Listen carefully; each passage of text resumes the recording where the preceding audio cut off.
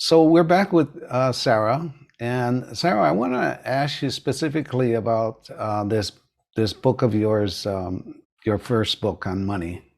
And I know that in it you talked about the fact that you should have this conversation. I mean, this whole discussion or your whole book, as you mentioned earlier, was based on the fact that you started having this discussion with money.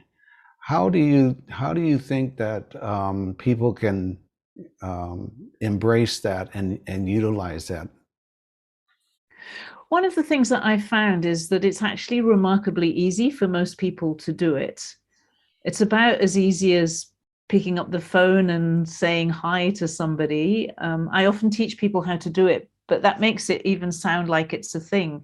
If you simply have the sense that money really is a living energy or a living being or a collective of beings, whatever language yours is, but it's a living, real aliveness, and you connect with it and you say, hey, money, can I have a chat with you? The very likely thing is that you'll feel something in you. It might feel like, yes, of course you can, or you might feel like some nice, warm, fuzzy energy feeling somewhere.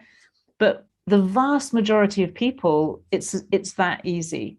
And then it's a question of asking good questions rather than, some questions don't get you good answers. And some No. questions that kind of energy can't answer at all. So it just goes completely silent. But if you ask good questions, and I've asked simple things like, how can I have a better relationship with you? Or how can I do things better in my financial affairs in my life, or whatever. Just ask simple questions.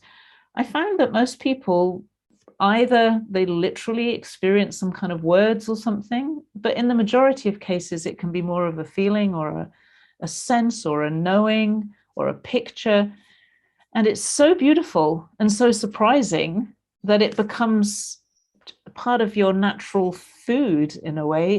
It just changes the way that you understand what money is. And when that changes the way you think about it, the way you feel about it, the way you spend it and make it, all of those little by little change.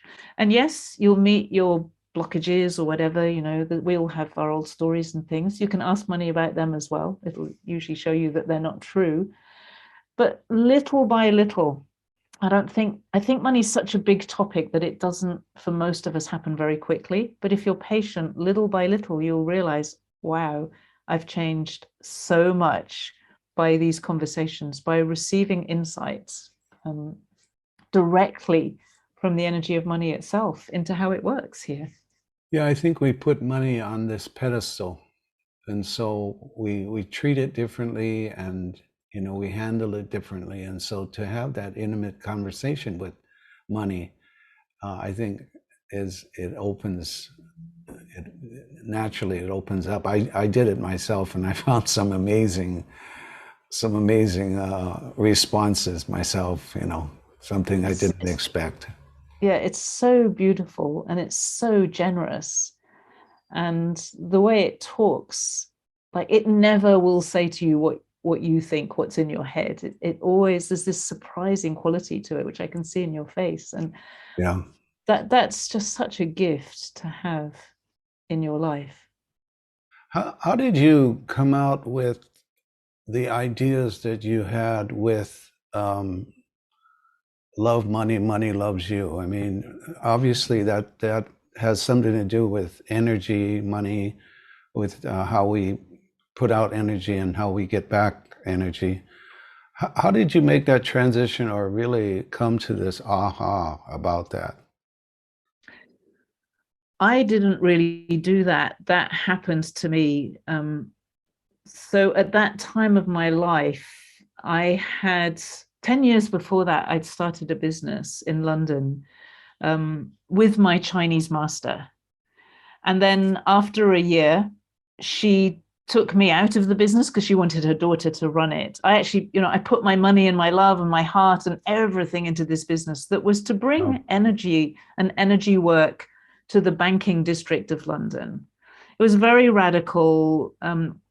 I think we did it really well. It was a difficult business to run at that time. You could barely talk about energy in London. We just went and made this huge premises, very corporate, very beautiful, and talked about energy all the time. So it was very fun and interesting. But anyway, so I was removed from that and then sent back in 2008, just when the massive stock market crash was happening. Right. And they'd lost 90% of their business pretty much overnight. And it was a long time. It's probably a year and a half before that really started to recover. So basically, what I experienced was the slow death of the business. Slow, we couldn't pay our rent. We managed to keep it going, keep it going, keep it going, keep it going.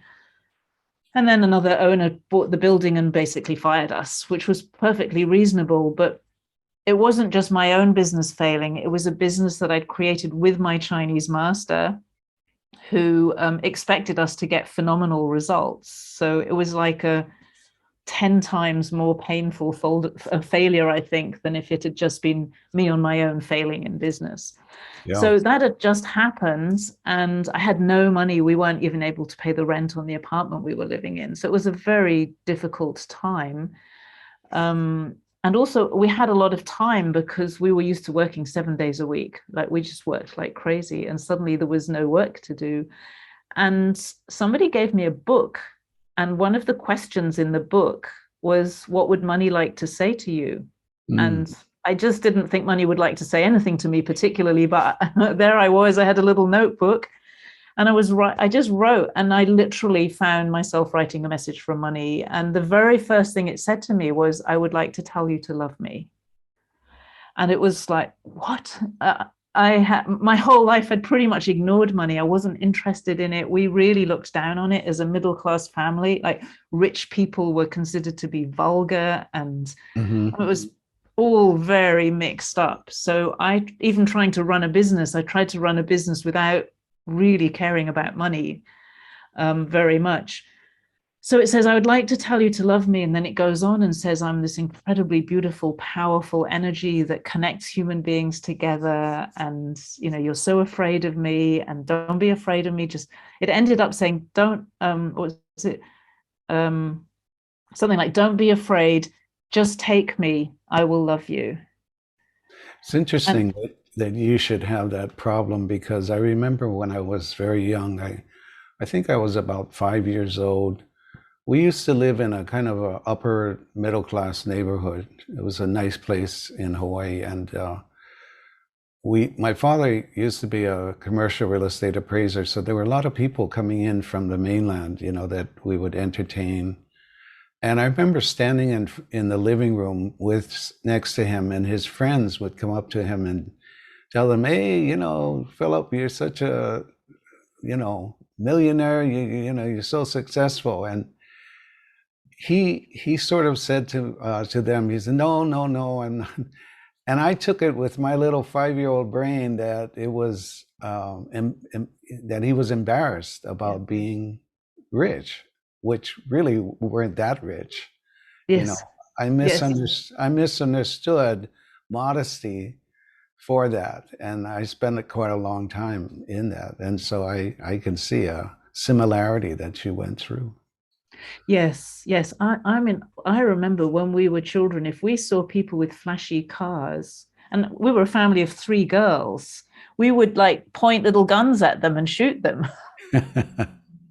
So I think that came from my dad. My mum actually came from a wealthy family, and I suspect my dad, if I'm really honest, I would never have known this, but I think that he probably felt a bit ashamed because he didn't Yeah. have so much wealth or something. And that was his way of processing it, perhaps, was to point fun at people who were successful.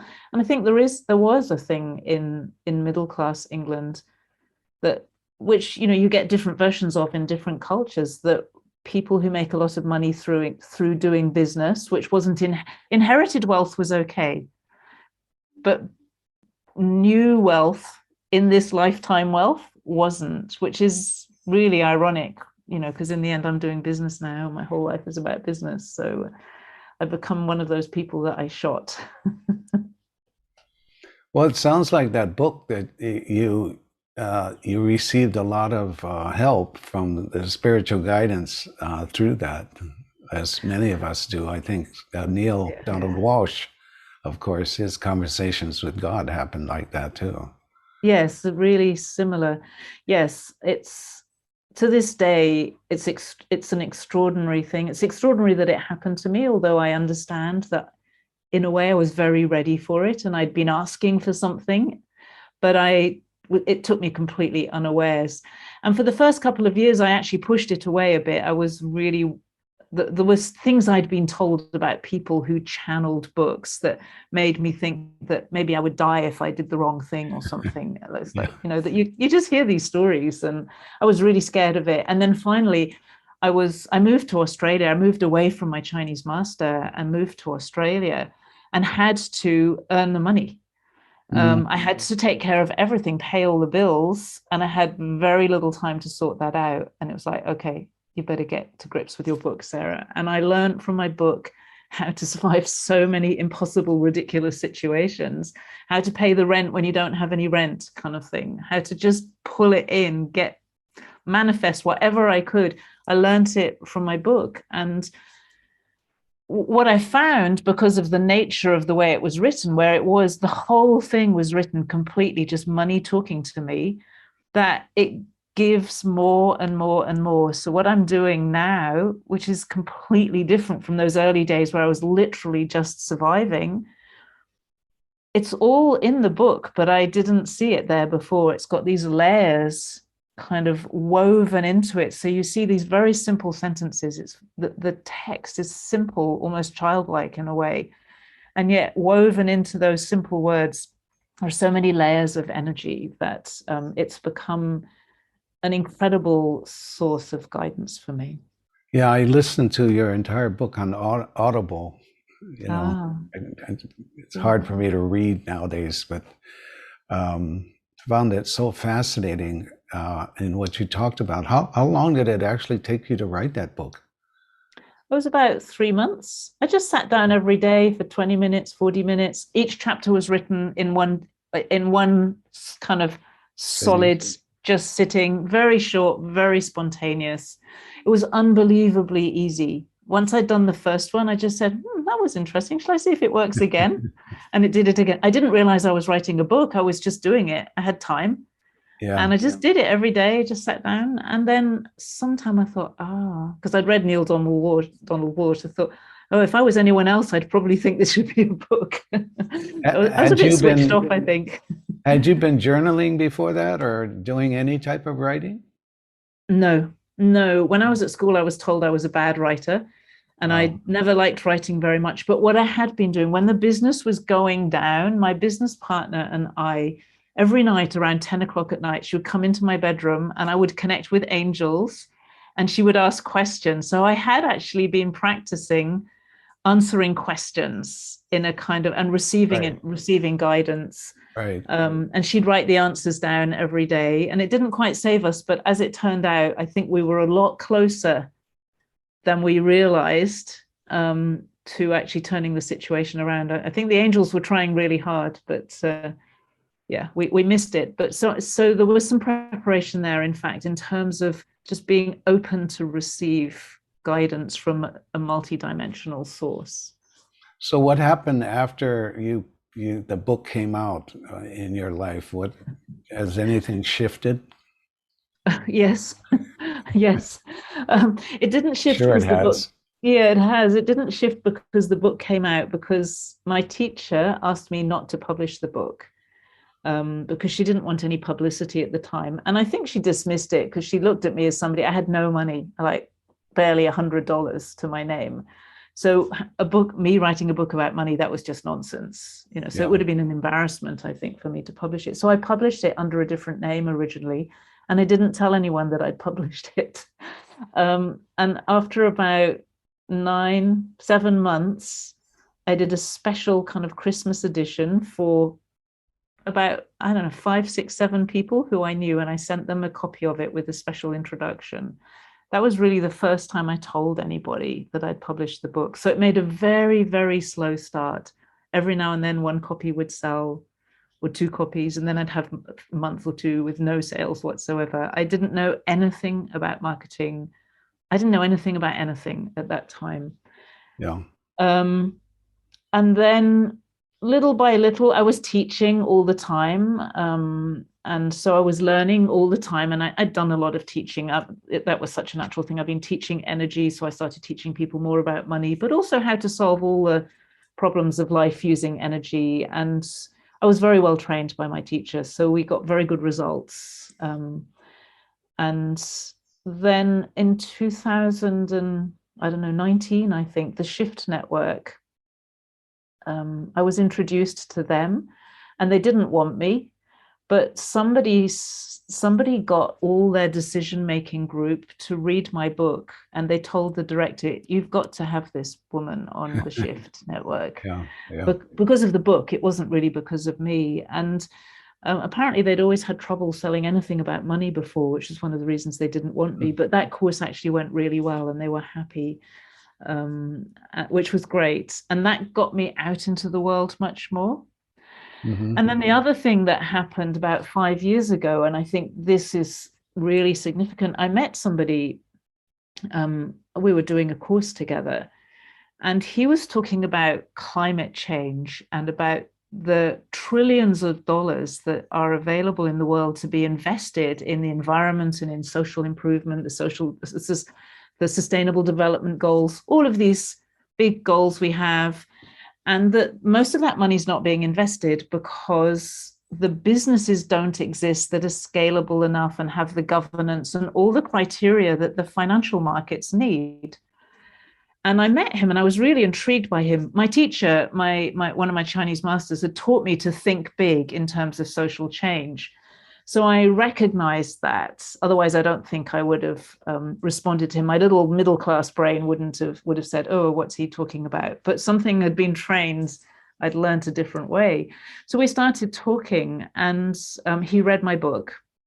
And about 2 or 3 weeks after we met, he downloaded this vision of a business, which he said, he came to me, said, "It's called Love To, Sarah." And for the last 5 years, what we worked on mostly was how to reimagine the way that we value things on this planet, so that at the moment we value a tree when it's dead, but we don't know how to value a tree that's alive, that's living. Mm-hmm. We put a value on a medication when somebody's sick and in crisis, but we don't really know how to value a living, healthy, well human being. And so our economy is upside down as a result. Everything's upside down. And that's why we have so much tension and so much chaos, I think, in the economy. So based on the principles of the book, Love Money, Money Loves You, and then this guy's knowledge of ecology and of finance, because he'd had a lot of experience in venture capital, but also in farming and sustainable and ecological sort of stuff. We developed a system where you can value what's valuable for life, which is things like fresh air and clean water and living soils and healthy ecosystems and healthy human beings. And then we developed a system where we could kind of package that, if you like, turn that into a product that meets the requirements of the financial markets at scale, at huge scale. And so the change that has really happened to me is that in 2012, so exactly 10 years ago, almost to the day, I had a bit of a come to Jesus moment where I said, "Oh my goodness, if I don't have money in 2 weeks, we won't be able to pay our rent anymore." And that was the turning point for me. I started to use my book just to get out of being completely on the bottom financially. Now I'm in conversations with people. We've built an asset. Our first asset in this business called Love To is worth almost $1 billion Australian dollars. Wow. And we are just in the process of selling our product, which is this $1 billion worth of the investment that incredible farmers have put into regenerating their land. Do you think Yeah. some of that thought came? I know in the book you talk about that in order for you to manifest money, you have to shift to a point where you believe that there is unlimited money in the world is and unlimited resources. Is that sort of part of what you're talking about in how you shifted yourself during that period?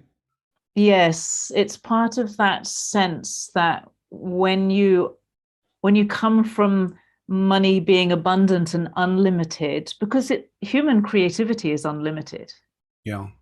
and value is unlimited. We can always create more value. So if money is pinned to something in the ground called gold, there's going to be so much gold.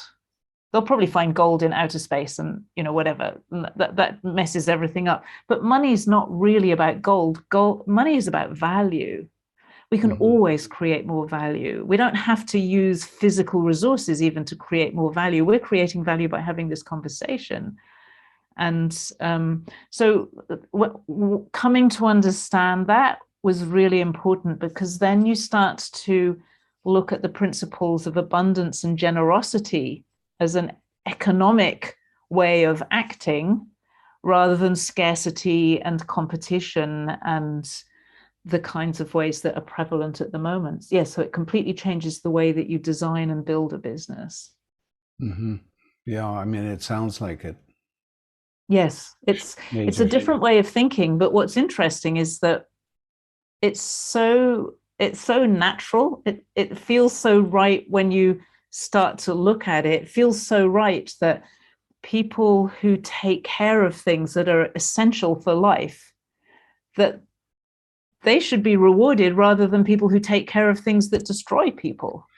Like, there doesn't take much of human anything to get that that's a better way around. I think it's just having a bit of courage to make a system that would work for that, and then promote that system and sell that system and get the system working. And that's obviously where we are now. We're in that making this thing work. Yeah, yeah.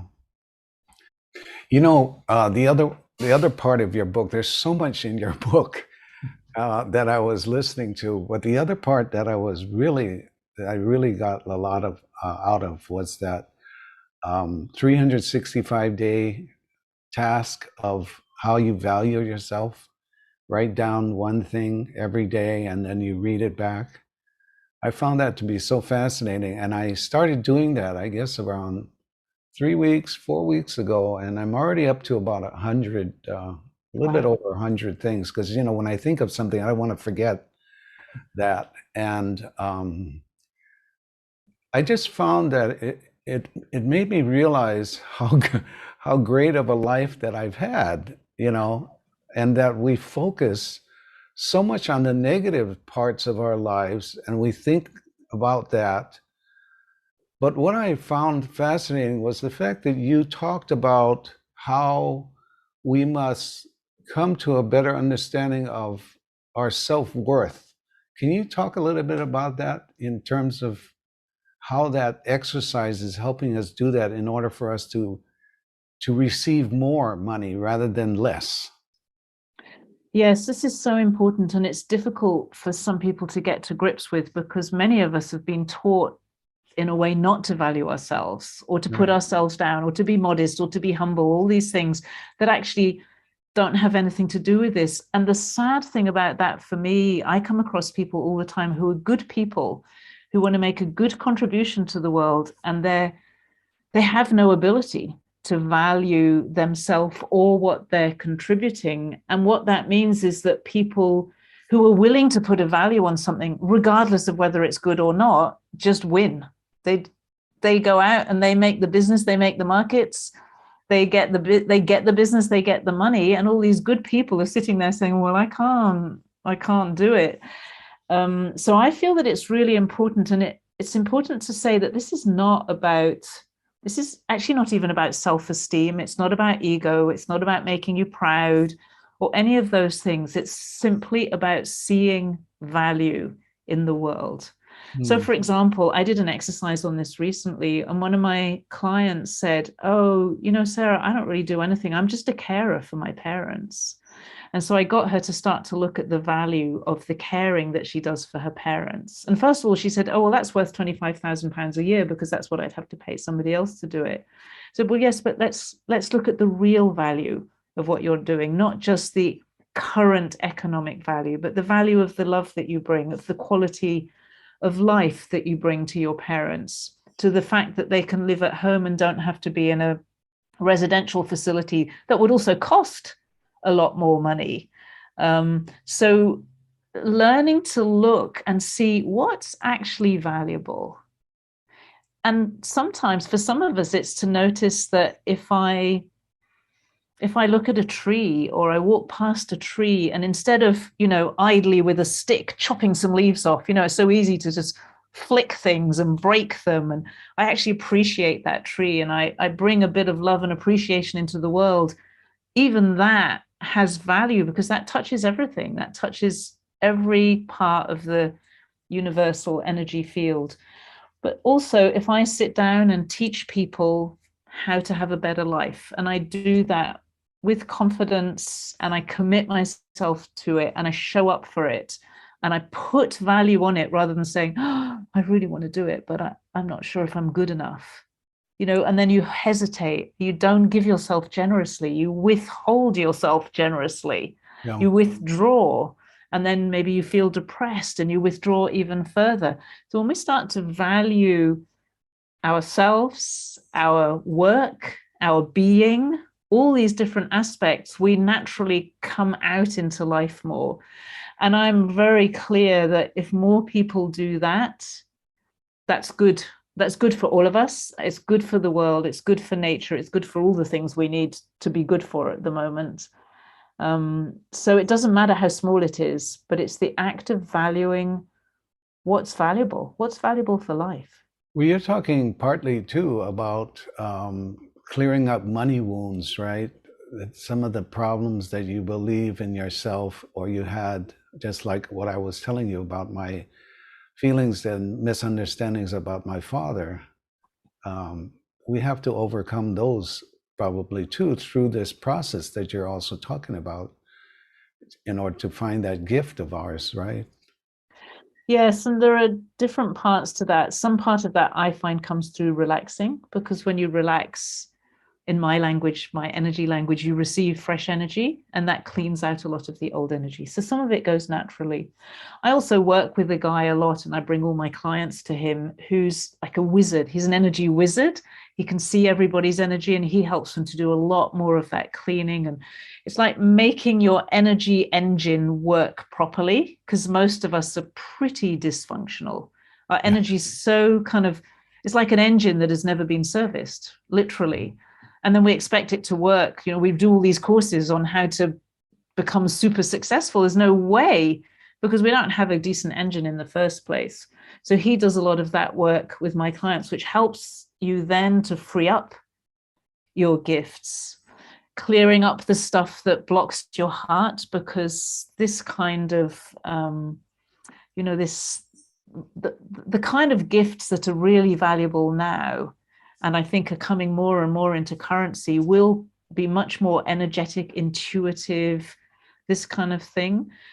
So we need to free that up. And that comes more when our soul and our heart are working well. So having a closed heart, feeling very hurt by what happened to you when you were a child and you've never recovered, that diminishes the ability of your soul to really shine, for you to really be the person that I reckon you decided you were going to have a crack at before you started this life.